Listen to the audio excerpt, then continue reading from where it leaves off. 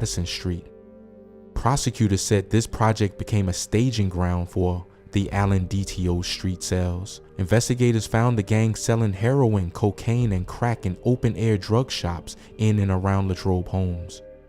According to the indictment affidavit, gunfire had erupted in those corridors when the Allen crew clashed with competitors.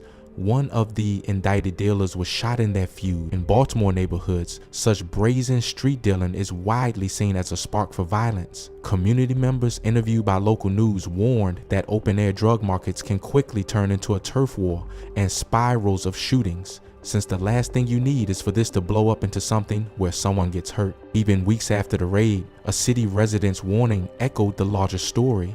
As one Baltimore neighbor observed of a similar drug market elsewhere in the city, street corner drug deals are carried out in plain sight. People are watching people coming and going out their homes.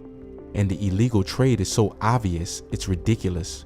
Residents worried that when dealers publicly wave drugs and money, violence is never far behind. As one local put it, selling harder drugs on the streets could turn into a turf war, could turn into gunshots. In this case, the federal affidavit bluntly linked the Latrobe open-air drug shop to violence. A bloodied confrontation had already left a defendant in need of medical attention. The Brady Street and Latrobe communities had for years felt the toll of drugs and shootings, and neighbors hoped the indictments might disrupt a deadly cycle. Authorities pledged to do just that. In the official announcement, Rosenstein and ATF Special Agent in Charge Danny Board stressed that the Latrobe Homes bust was only the latest phase in a coordinated crackdown on the city's biggest street gangs. Baltimore police also supported the action. Multiple warrants were served simultaneously. In fact, prosecutors reported that on February 22, 2017, 6 of the defendants were arrested in early morning raids and 6 search warrants were executed at locations tied to the ring.